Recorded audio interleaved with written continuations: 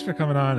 I'm stoked to get to talk. I know at the Best Friends Forever we talked about trying to link up, and just I think scheduling just didn't work out, but I'm happy we're doing this now.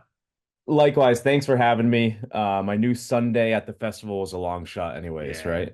Especially with you guys coming in like kind of that day. It's just Yeah, it was a lot. we came in hot, that's for sure. But just speaking of the festival, just like I just want to kind of kick off right into it. Like how was that for you guys? Because for me as a enjoyer of it, I loved it. It was awesome. But how was it for you guys? Yeah, for us, it was an amazing experience. We've done a lot of festivals. Sometimes you don't know what you're going to get. Yeah. And often for a band like us, where maybe, we have a lot of fans, but our name isn't huge. Sometimes at these festivals, if we're in a competing slot, we end up on the losing end of it. So I really like the Mhm. scheduling aspect of this, how there was no overlap. Also, it was like the quickest walk ever from one stage to the Yeah. other. Yeah. So that worked out well for us. And that slot, I don't know what time we went on, 5:30 or something on Sunday was kind of perfect for us. Felt the energy, looked around, saw a lot of the bands there watching us, and then afterwards, people were very complimentary. And it's always funny, having been a band for over 2 decades now, Yeah. people still come up to us and say, I've listened to you for 20 years, I've never seen you before. So no, knowing that we're there and still able to get people who are fans to see us for the first time is amazing. And we just love to play. I mean, Yeah. as a band, our favorite thing to do is to just get out there and play and feel the energy. And especially a place like that, because the weather was perfect, the atmosphere was perfect, everything felt right.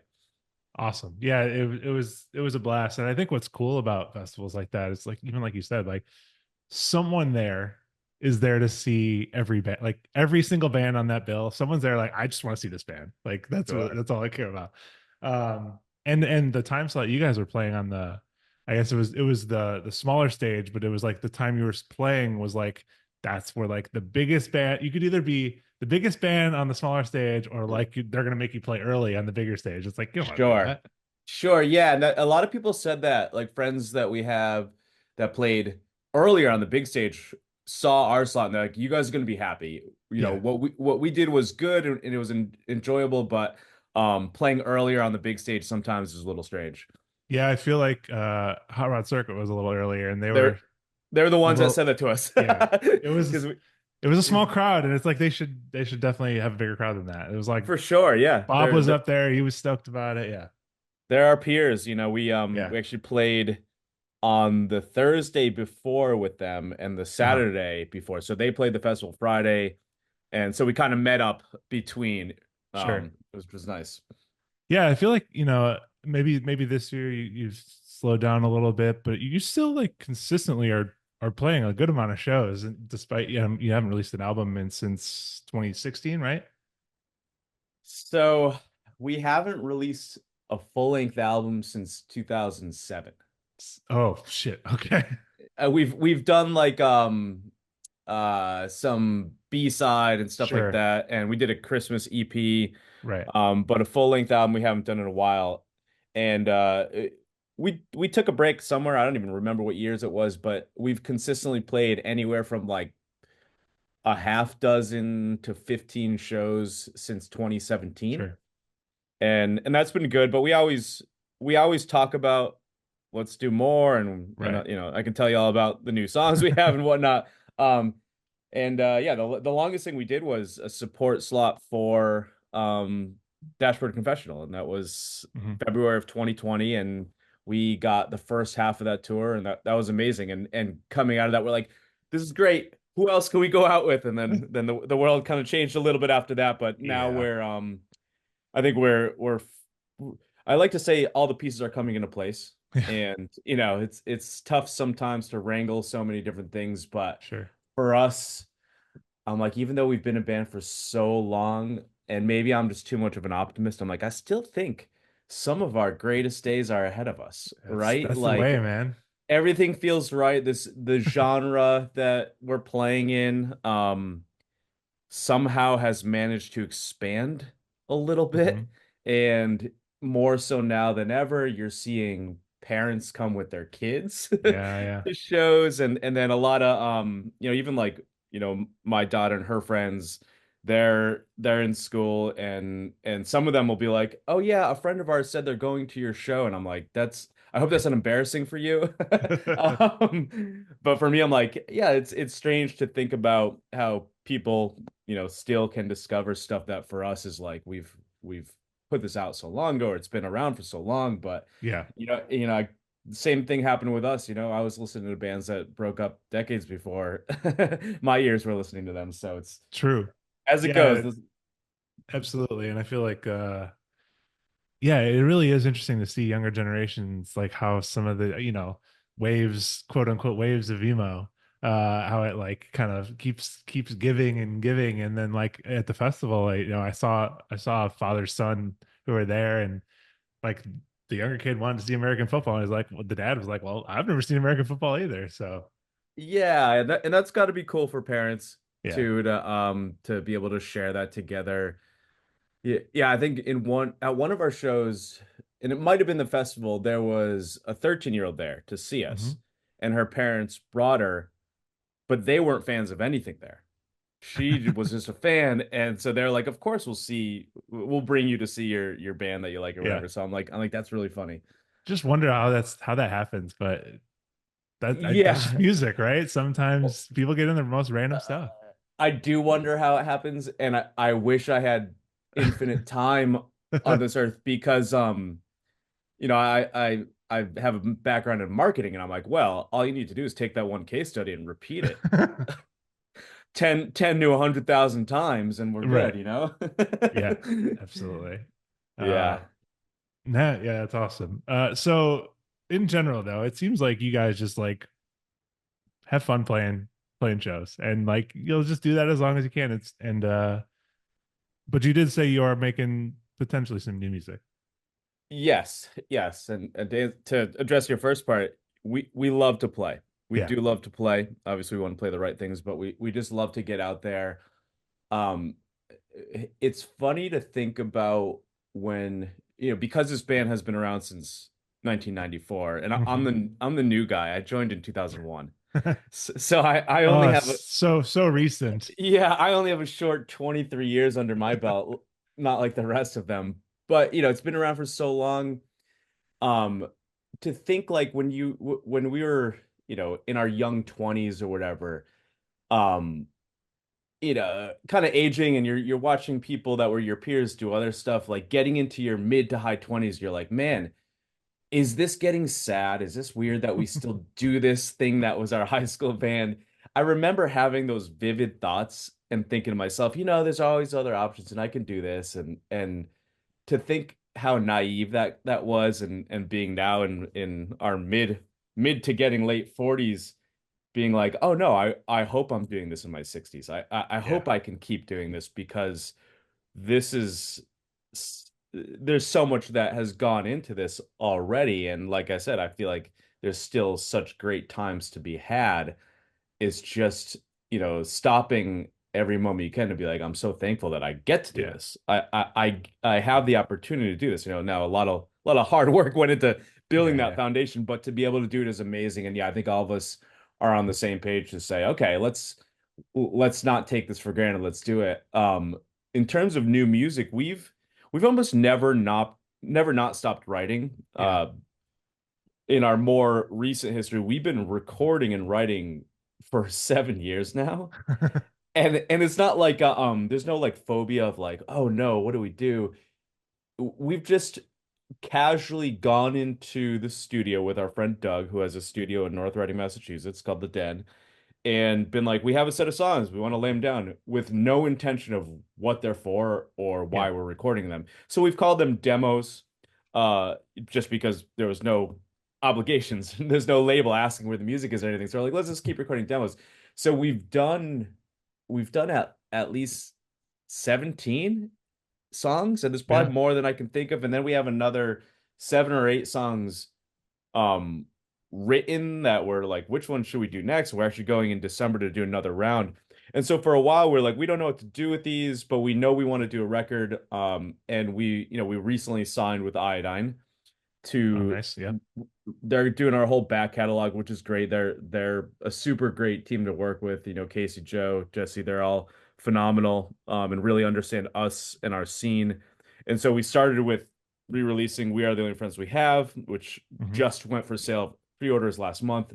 And then next we're talking about a new record to do with them. So we weren't sure how close we were, but we took a step back and listened to all the demos. We're like, we actually think we're 70% of the way there Yeah. with the new record. So it's nice to not feel the pressure. There used to be a feeling where it was like, if you hadn't put out a record every 2 years, did you leave? Are you gone? Are you not a Yeah, band you're anymore right. if you weren't doing that? And now I'm like, it doesn't matter. We can do whatever we want. Exactly. Yeah. You just make music as you see fit, right? For sure, yeah. And you mentioned before you did that little like Christmas EP. We have holiday season is coming, and I always been curious. Writing original Christmas songs seems like a tough challenge. Absolutely. And there's a lot of times where being an unconventional band like Piebald, and when I say unconventional, I'm like, it's tough to just say who we sound like. Sure. You could say like we sound like these seven bands if you took a little piece of each one or whatever, but Hmm. we've kind of always fit into our own weird world. So I actually think when you take a case like this, it made it easier because we're like, we just have to make it sound like us. Yeah. And we can kind of get away with it not being just another cliche sounds like every other Christmas song. We're like, Right. let's just write something that makes us laugh or feel good or whatever, and it doesn't matter because as long as it sounds like us, it's just another song for us to record and put out.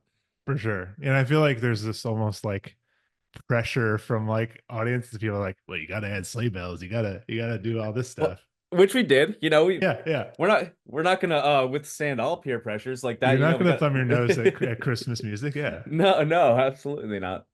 Yeah. Um, cool. Well, yeah, I love the songs. It's always nice like hearing like, yeah, like you said, like different genres kind of entering that space. Even like, Jimmy World did Christmas songs that don't necessarily sound like Christmas songs. So Absolutely, and there's got to be more of an appetite for that, right? Because yeah. like you don't want just something else that sounds the same. You want your style, like your flavor of it. And so bands like us or To Be a World are good examples of like, yeah, Yeah. just make it sound like you, I mean, and every year people it's dig like it. you hear, oh, this is the 900th cover of Have Yourself a Merry Little Christmas. It's like, Yeah, and yeah. you know, you can love the song all you want, but it's at a certain point. Yeah, yeah, yeah. Especially being an artist who's like, I do care about Sure. integrity.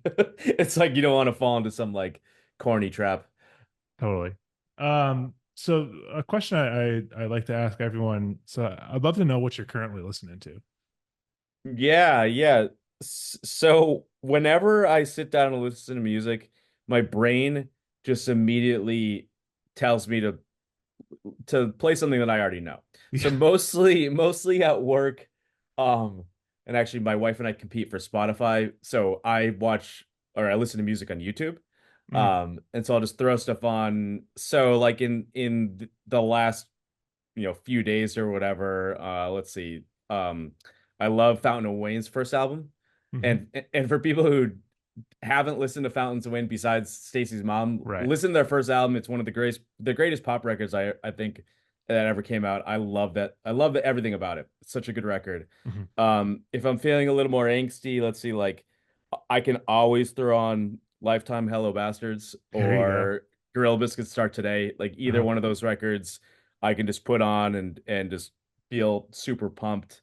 Um, Tom Petty, anything Tom Petty, Wildflowers, like Hmm. that can always be a great thing to have on.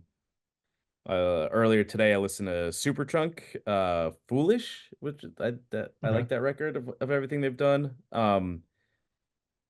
I listened to Doves. Do you know Doves? Yeah, yeah, yeah. Just the indie rock band. I Lost. feel like I haven't heard them in a while, but Yeah, Lost Souls is a great album. It was came out on Astralworks like in the 90s when I'll call it like the third wave British invasion was happening sure. of like Oasis and the Verve. It Uh-huh. was kind of a what felt like a little bit more of like an indie version of those records.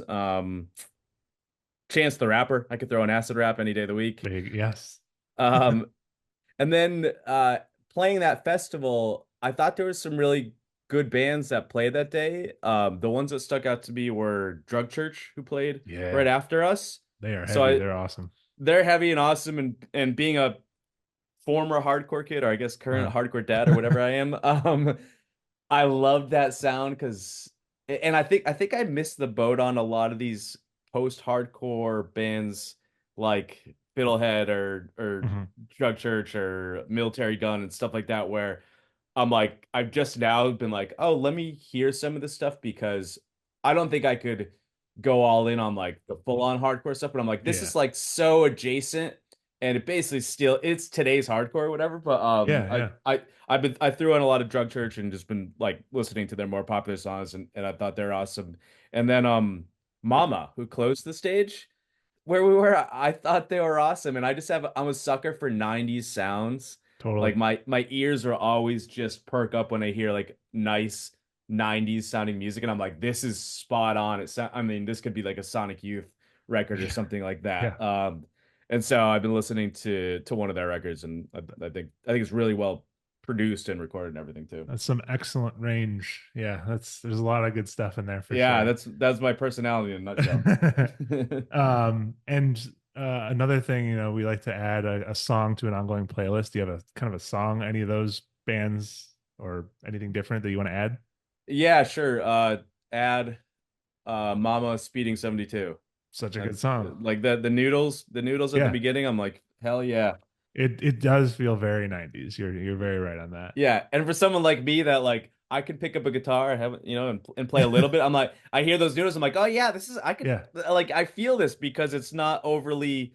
You're not like like sometimes when you hear musicians and you're like, dude, stop showing off or whatever. Like it just makes stuff that's memorable. It sounds good, and so when I hear that, I'm like, yeah, this is it. This is perfectly where it needs to be. It's catchy, it's different, but at the same time, like you're not trying to like trick anybody.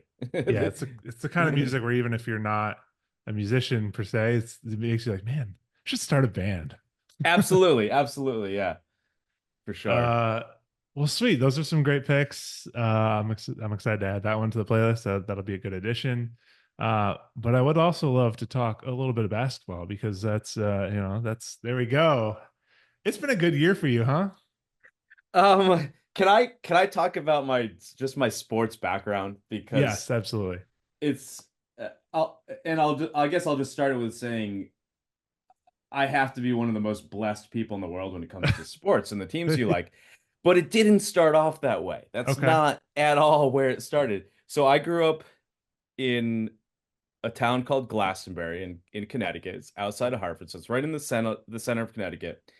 And if you grew up in Connecticut, you somehow had to choose whether you liked New York teams or you liked Boston teams. Mhm. Because all we had was the Hartford Whalers, and I have another visual for you. Sorry, There you sorry, go. people who are The just listening Whalers to are the classic. audio. Yeah, so all we had was the Hartford Whalers, and I was lucky that my dad's work had season tickets, and I got to go see the Whalers all the time. But I was really young, and that happened, and they kind of left. Uh, you know, I grew up watching the Celtics and the Red Sox. Like I was a Boston person. So I think wherever that invisible line was, I Yeah. was on the Boston side of it. But like watching the Celtics at such a young age, I might as well have been watching like pro wrestling. They were beyond human to me. Yeah. Like seeing Larry Bird and Mikhail and Robert Parrish and everything. It did, and they were winning. They were like a championship team already when I was Yeah. born, and they won championships when I was younger. So that was cool, but there that part of sports where you need to have your heart broken and like you need to be emotionally invested and you need to feel like the odds are against you, but you can pull it off. Like I didn't get that from the Celtics. I got that from the Whalers big time because they Yeah. were not a banner team. And then they left. So the thing that I loved was college basketball, UConn. Both my Yeah. parents went to UConn. And when the Whalers season tickets went away, my dad's work got UConn season tickets. So I Oh, got to start nice. going to UConn games. and it was a very similar thing. Like they were not the Big East was relatively new in the sense where it was still trying to figure out what it was, and they were not one of the better teams at all. And they slowly started to have a few moments where like, are they going to do it this year and Mhm. whatnot? But they were not one of those blue blood teams that was definitely going to make it. And I remember having years where they almost made it into the Final Four and stuff like that. It's like, oh, that's God, man, they got so close. And so that was like my team. And then, with the Whalers gone, it was like the Patriots I liked, but kind of similar thing. Like it was such a distant land growing up. Mhm. Growing up in Connecticut, Patriots were way out there. And I'm not a hockey guy, so whatever to the Bruins. Sorry if you're a Yeah, Bruins fan. right. I mean, I guess I'd say I'm a Bruins fan, but I don't know as much about them as I do the other teams. And then the Red Sox. I love the Red Sox, and I got to go to Red Sox games, but kind of same thing. So I feel like for the majority of my sports life growing up, I was part of the underdog team. Yeah. Um, and and so the first ones that I guess broke the seal was the UConn team, and I'm not talking about the women because they're superheroes. That's a Yes. whole different Unbelievable. thing on itself. The men, when the men finally won in 1999, I remember being at a show at Bill's Bar, which is like a small club on Okay. Lansdowne Street in Boston, and they had the TV on, and I was the only one watching the game. Everyone else was watching the show. I don't even remember what show it was. But I was watching the game, they won. I was like, oh my God, I can't believe UConn won. And then, from there it's kind of been it's a thing where it always gets close and then they get really close. Then Sure. out of nowhere, when you think they have the worst team, they do the best. It's been a roller coaster like that. How is nobody caring about the national championship game? Yeah, I don't know. I wonder if it's because when you look at like people being sports fans as a whole, there's like teams that people gravitate towards, like the whole world could be like, we all love, I Yeah, don't know, yeah. the Dallas Cowboys or something like Sure. that, or the That's New York America's team. Yankees. Yeah. Yeah, and then when you look at like a national championship game, it's like it's UConn for someone Yeah. else. It's like less exciting, I guess, unless you're It's not people like Duke. me. Yeah, it's not Duke. It's not Kansas. It's not North Right. Carolina. The blue bloods of the world. Um, I'm so blessed to have that as like that's my team. That's the team I love. Then I moved to Boston, and I already was a Red Sox fan. I was part of the group that sold the Yankees suck shirts outside Fenway Park before Very the nice. Sox had broken the curse or wherever. Uh-huh. So then to kind of feel that underdog mentality and then kind of like be around when they really broke that open, and then now Mhm. have them have won 4 championships in that era. And then same thing, the Patriots were always a crappy team. um the When they first won, we were actually on tour in Germany. We asked them, please, can you keep the club open? The game went till 4:30 a.m. in the morning, and Oh, they kept the club open for that's us. awesome. And so like seeing that happen for the first time, and then since then I've just been spoiled rotten, right? Like Sure Patriots win have. 6 championships. But so the Celtics were always the one where I'm like, that's so funny. They were the gods when I was growing up, and then all my other teams were the underdogs. Then now my all my other teams have kind of like it's like almost like guys, you've won too much. Chill out for a second Yeah. here. And then now, so then in 2008, I lived in Boston, so for that to happen was great. But it's kind of funny to be like, guys, you spent 10 years. You had 10 years go by until your next one, or like Right. over 10 years. Like you can't let that happen. Which is funny because, and again, for the listeners at home, you're not going to see this, but I do have this championship ball here from Incredible. 2008. So There you go. And now we can get a new one for 2024, 2023, I guess. yeah, would it? It kind of goes from 23 to 24. I think we're calling it 24. I think they call it 24. Yeah, because this is Yeah. 2008. Yeah. Yeah, yeah. It's So been it's been good for you. it's been good. And the part that like I'm like, no, no, no, you gotta understand, like it never was until all of a sudden in my adult life it was really good, So it's For yeah. sure. Yeah. So, I mean, starting with UConn, like who was on that 99 team when they broke it open?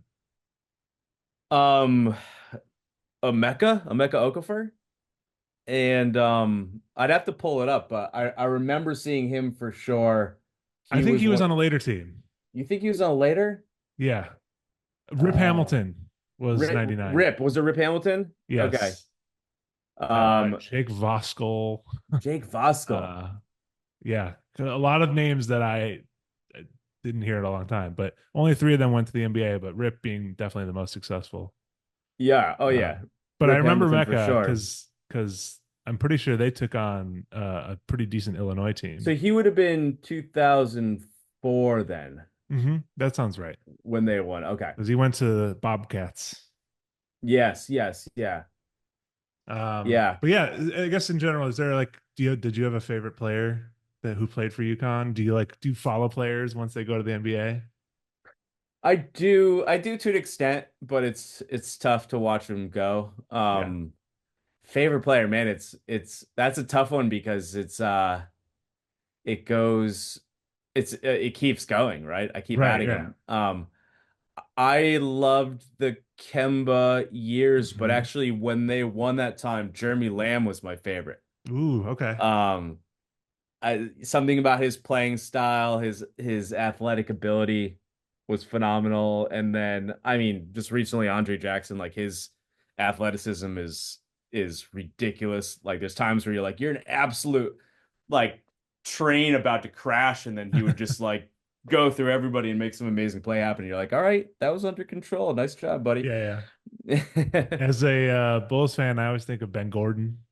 Ben Gordon, oh yeah, absolutely. He was utility, like tough. He was super Yeah. tough too. Yeah, he was a very clutch player too. You know, And you him. obviously had a championship this past year with UConn too.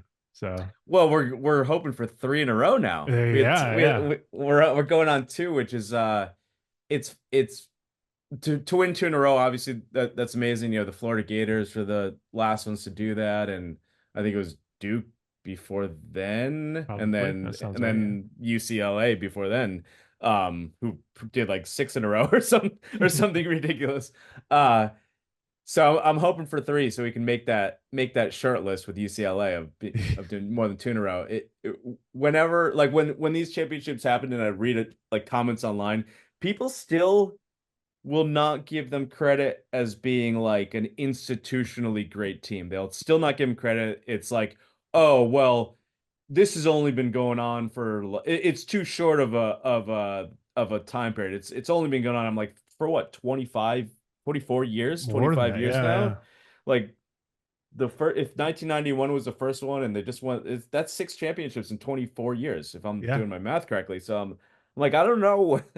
What more would you like? Yeah, right. I feel like for me, like I put them in the category of, the Dukes, UNCs, Gonzaga. Like there's no reason why should you consider Gonzaga and not Oh, UConn? absolutely. Yeah.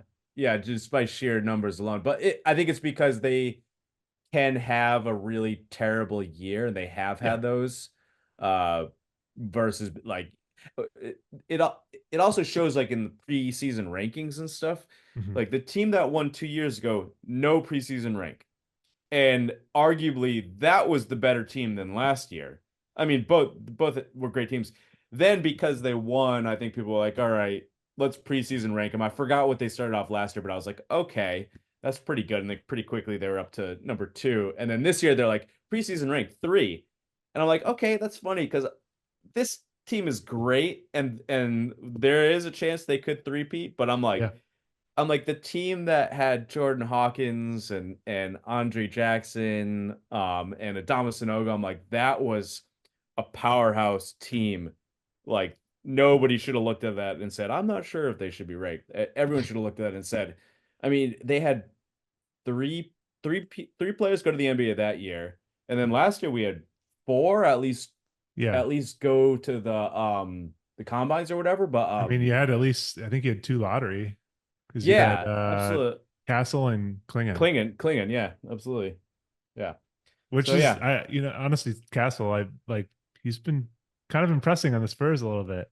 Yeah, every so it, like UConn social media is really good about showing what the players are doing in the Cool. NBA, and every other one, I'm like, it's a Stefan Castle Yeah. highlight. They showed like uh, what did I see today?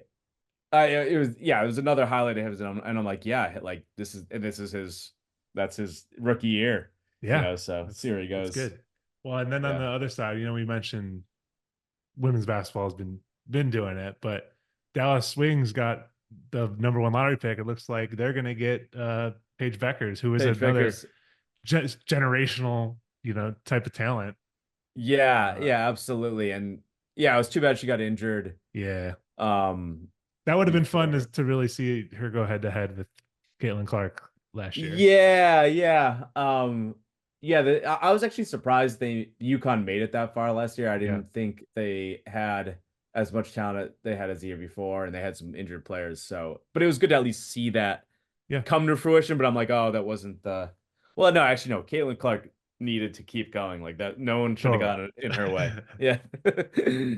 So okay, yeah, lots of good stuff at UConn, and yeah, it seems like you're gonna be a forever UConn fan because that's the one that's like true to your home, I guess. That's true to my home, and I live in Massachusetts now, but these are all small states. I live Yeah, 20 minutes from Connecticut. My parents are right, still right. there, and they are the one team that usually once a year, me and my parents and my daughter now will go see them. So I'm like, that is truly my home, being from Connecticut and Hmm. not I can't root for the Carolina Hurricane. Come on, that's not what's gonna happen in my Sure, life. So sure. so they're my one true team. But Boston, I lived in Boston for Yeah, over a decade. Got to go see a lot of Red Sox games, got to see Celtics games. So always been a fan of the Celts. And yeah, last year was an amazing year. I feel like there's like a historical thing of having like this core group of three players that they've had over those yeah, yeah. years, like the original Bird, Parrish, McHale, and then I guess arguably like Pierce, Allen, and KG Hmm. had this thing going on. And then I'm like, I guess now it would be Tatum, White, and Brown, although they have Drew Holiday and And once for a little Port bit, it was smart. yeah, and once Porzingis gets healthy and he's out there, like I think that's their biggest missing thing now that I've seen is just defense. It's tough to stop a team that has a monster player. And we have a few guys that can kind of jump in and play the role, but I'm like no one's able to hold it up throughout every play of a game like a Porzingis or something else. So For sure. that's the missing thing. The tough thing about commenting on a team that just won is normally when you lost, you can reflect and be like, okay, well here's what we Right. need. So right now it's just like all I can be is defensive and be like, well, we Do it have an again. injured, That's yeah, we have an injured guy. So but yeah, especially with everybody coming back for the most yeah. part, like even like Al Horford, I'm like that guy's what 38 now, like, Yeah. and he Yeah. he does he's been having stellar games. I mean, he drains threes like no one's business. So it's yeah, all I can say is I feel good if everyone can be healthy and come back. It feels like it could be another good season tomorrow. And I know this podcast will come out after tomorrow, but tomorrow's the Cavs. Yeah. So that's got to be the That'll be a that good game. Cavs are that's the undefeated, man. one. That's the real test for them. Yeah, so that'll be good.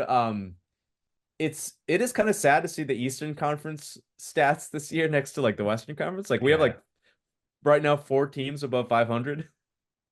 I'm Yeah. Yeah. like that's not a good showing for the Eastern Conference right now, which I guess makes our ride a Historically little kind of been that easier. way. Yeah, yeah. Yeah, but with the Cavs and good for them. I mean, besides those few LeBron years where they were a completely different Cavs team, I'm like Cleveland's just had a raw deal for Yeah. teams for every sport. So I'm like, good for Absolutely. them, good for them. I have a good friend from Cleveland, and well, I'll never not relish in just kind of giving him a little crap about it. Definitely have a few Cleveland friends, and I have to never bring up the Cubs in front of them ever, because they're a little bitter about that World Series.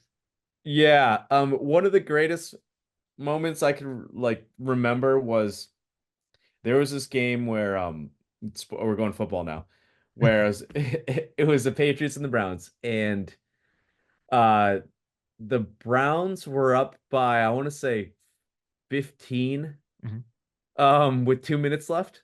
And my friend's dad called me. And so I'm generationally friends with him. They've always come to our shows in Cleveland.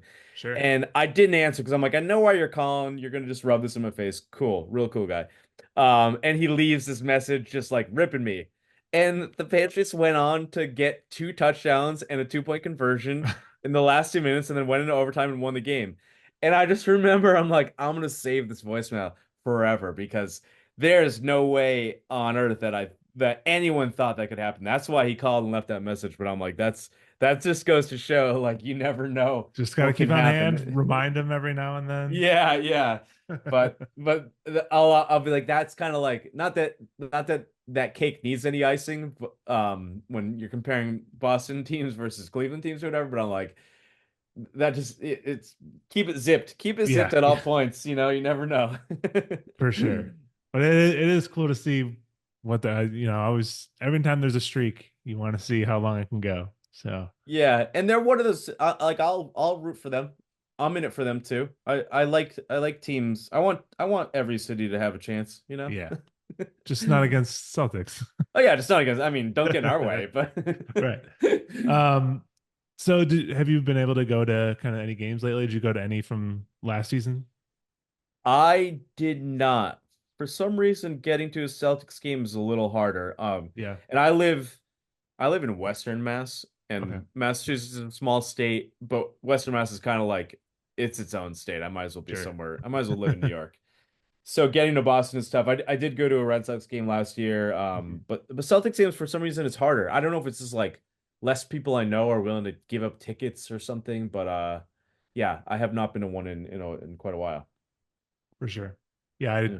honestly haven't been to a Bulls game in a couple of years. Also, just because I feel like going to sporting events is like so difficult to do these days. It's just like even cheap seats are expensive, but the Bulls, it's just tough to support in general. So Yeah, yeah, yeah. I was checking out the record before this, and I'm like, oh, okay. Well, hey, pretty they've had, consistent. Like yeah, they're consistent. I'll give them that for sure. yeah, Um, yeah. but how do you feeling in general about, do you feel like it's like, yep, this is par for the course, or you guys are second seed right now? Um, This feels on par with last year, but before that, there was no guarantees yeah, about anything. It wasn't like if we don't do it, we messed up or anything. Last year I think was the first year in a little bit of time where I'm like, okay, I can I can start feeling confident. Like I'm feeling hmm, good about this. Everything's holding up. Sometimes the team starts off strong and then kind of doesn't really live up to it. Other teams kind of, start to show some signs towards the end and then doesn't quite go their way. But in general, I felt last year was strong, and then even getting into the playoffs, I felt better like the way they were yeah, playing, and that was really strong. This year's early, so it's tough to say, sure, but I like everything I'm seeing, and kind of same thing I said before, like as long as we can get our big guy back, I think we got a definite shot. yeah, yeah. We'll see how the Cavs continue to play, and then obviously you guys got some powerhouses in the West Conference too. So yeah, I don't know. We'll see, but I feel good. I feel good in Yeah, general. yeah. It is funny no matter how good your team is. There is always this feeling of you need to like pump the brakes and kind of play it safe a little carefully because I had Jonah Matranga, who's also a Celtics fan, and he was very much like I want to come on the podcast, but like not yet. And like literally the day after they won, he's like, all right, I'll do it now. Okay, all right. So you had him I did have five Jonah on, five yeah. months ago, 6 months ago. Okay, Yeah. yeah, that's funny But because I've had an influx of Celtics fans come out this past year. The people are happy to show off the title. yeah, and I'm kind of the opposite. Like I don't want to be like, yeah, we're awesome, check it out or whatever. I'd Right, rather come and like talk up the underdog if I could. right. That's not the case here. But you might have jinxed us a little bit too, because when you and I first talked, we were undefeated. So it must have been 7-0 Ooh, or something like that. And you're like, this they're is like off the to a Madden great curse. start. Yeah, yeah. You're like, You're like they're off to a great start. Like, we should jump on and talk. And then I think since then they've probably gone 500 since then. Yeah, well, you guys are still Yeah, second seed. You're still sitting fine. yeah. We'll see Um, how it keeps going. yeah, well, I hope it's a good season. But you still got your UConn team who I'll be excited to see more of. And um, yeah, but Yeah, I don't know what you could really change with the Celtics team because it seems like you kind of got your core. no, yeah, that's the thing with the majority of players returning from last year and everybody playing great this year so far. All I have to hope for is just health. I Yeah, think, right? Like that's really what it comes down to is health. Also, I mean, I don't know if you watched the game last night or 2 nights ago, or whatever, but it like they get lazy on defense. There's for stuff like sure. that. And I know that's the pace of the NBA. And I think it might be why I love college basketball so much, Yeah, is yeah. like they will literally die for every play. And sometimes it's too chaotic, but like I love that energy. There's points in NBA games where I'm like, guys, come on. Yeah. This is still your job. Like at Right. least Yeah. at least pretend you tried on that play. Like they'll let someone just drive by them at points and not Hmm. even stick an arm up, and I'm like, oh, okay. I get that, like you were probably saying there was no chance that I could have stopped him, so why would I try? Yeah. Because you've witnessed that play, you've been a part of that play 100 times. I get it, but me as a viewer, I'm like, I still want to see a body fly. Yeah. Yeah.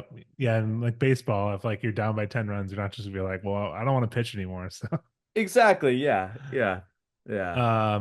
are there any players outside the Pistons or outside the Celtics that you kind of love that you've been kind of following a little bit? Well, yeah, and I'm gonna beat a dead horse. It's my UConn graduates. Yeah, there you go. So like you mentioned earlier, watching Stephon Castle play, um, watching Jordan Hawkins, Andre Jackson. You never know how long a player is going to be in the NBA, Yeah, because we've had some really, really good players who got drafted, and then a year or so later, I look at them like, oh, they're playing in Slovakia, or like they're just, they're in some right, right. weird place. And so to see players playing and getting playing time, but then also like showing promise, because UConn has arguably had, I mean, not arguably, there's a fact that would go behind it. They've had a huge number of players going into the Yeah, NBA. And they've really, of all those players, I don't know that you can say many of them have been like the superstar. for sure. I think Ray Allen comes to mind as like, Yeah, okay, Ray Allen had such a long career in the NBA, won a championship, led in three pointers. Like he like had this clout. But then I think a lot of guys, if you mentioned who they are, if you weren't a UConn fan, you wouldn't know who they were. You would, or sure. they wouldn't stand out to you. So I'm always rooting for whoever's going to be the next Ray Allen, like the next There guy you that go. that Yep. that goes from UConn, and I don't know, it could be Stephon Castles might be the leader. I know, like Andre Drummond had a lot of promise. Yeah, He was a one and done in for UConn. I think he only played 1 year. They have players like that just come on. sure. There was a guy recently. I can't even. It was another Hamilton, Daniel Hamilton. I think played one Again, or it's one of those guys like, oh, that so sounds familiar. great example. I think he only played one, maybe 2 years for UConn.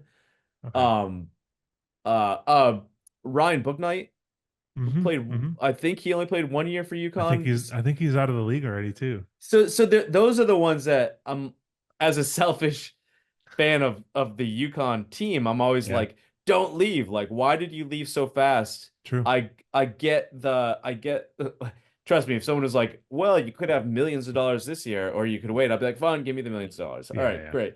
But I'm always like, there's some sort of development that happens through the college program that I'm like, I do more than 1 year. That's all I'm saying.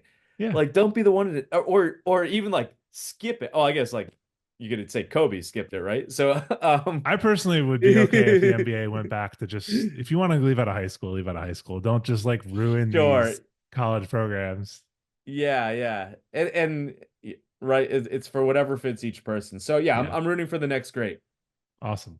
that came. Um, cool. So the last thing I'd love to do is it's a little game called Build a Band where I'd love to see you make a band out of players and just give them instruments. What's the band? What's the vibe?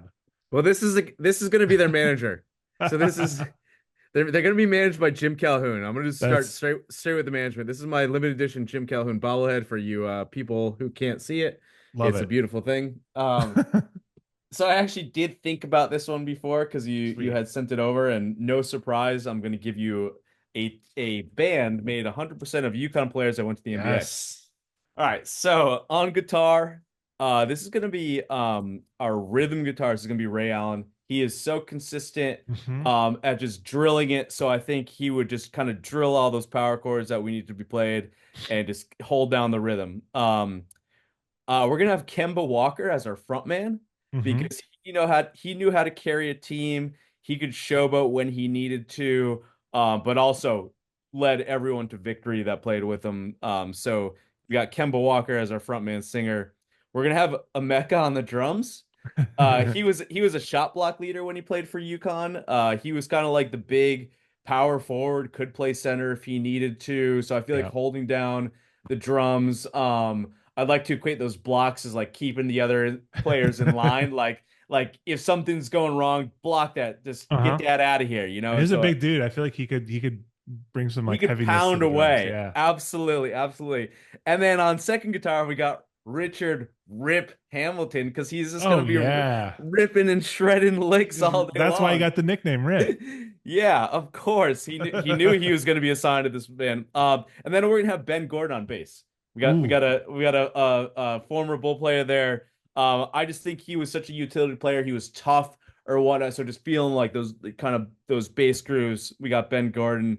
Um, Honorably, we're gonna have Donnie Marshall as our hype man. So the same way like a Vale or the Boston's have like just a hype man, we're gonna have Donnie Marshall Yes. just hype. Um, so So good. sound what I'm gonna keep going, Matt. We're not done here. So that's the team, and we know We got front of we're house too. Is that what you're saying? we're not gonna go that far, but we know we got Jim Calhoun managing the band. Sounds like I want this band to feel like they could have been on the Judgment Night soundtrack. So like Oh. mixing, heavy music with the hip hop rap elements. Hmm. And we're gonna stick this to Connecticut bands too. So it's gonna be a mix of like Hatebreed. Um, and I couldn't really find any good hip hop artists from Connecticut. Well, Right. I no offense if you're a really good hip hop artist from Connecticut, make your name bigger. But 50 Cent has a mansion in Farmington, so it's gonna be a little mix of Sure. Hatebreed and 50 Cent. Um, and we're gonna call it the Blue Bloods, but it's not traditional spelling of Blue Bloods. It's like blue with a umlaut, so it's like BLU Uh-huh. dot dot, and then and then Bloods. We're gonna have uh a Z instead of the S, and we Uh-huh. might as Of well throw a course. dollar sign in that Z, and then we'll do another U there, so it'll be like BLUDZ dollar sign. The Blue Bloods, on Judgment Night 2 soundtrack, they'll be out. Starring Ray Allen, Kemba Walker, Emeka Okafor, Richard Rip Hamilton, Ben Gordon, and of course Donnie Marshall's our hype band. That's incredible. You built a universe. It's and what I like too is like all is relatively of the same era even. Yeah, it could work. It could definitely work. Like this like late 90s, early 2000s, like it's all just like mashing together a I, little bit. I mean, that's my sweet spot. You heard all the records I'm still listening to. You joined Piebald in 2001, like it's Yeah, just that's your zone. the new guy. Amazing. I love it. That's a great. You said the Blue Bloods. Okay, so that's a solid one. That's maybe the most developed band that I've had created on the show. We may have to contact them. This may have to really Yes. happen. Iodine could sign them right up. Blue Bloods at Best Friends Forever next year. Yes. uh Awesome. dude, this has been awesome talking basketball with you. It's been a real blast. Thank you so much for having me on. I really, really appreciate what you do. I love how niche your podcast is. Yes. I give you a lot of credit for that. As soon as somebody mentioned basketball, indie music, podcast, I said sign me up. So thanks for having me. I Of appreciate it, course, Matt. man. Thanks for coming. I feel like anytime, you mention the two together, it's like it's a small niche, but like those people go hard for it. Oh yeah, dude. I have other stuff. I didn't even show you Yeah. all my props. I got more props. I brought these all Yes, out for dude. you. So You con everything. yeah. Amazing. Well, thanks again for coming on, man. Yeah, thank you. Thank you. All right. Appreciate it.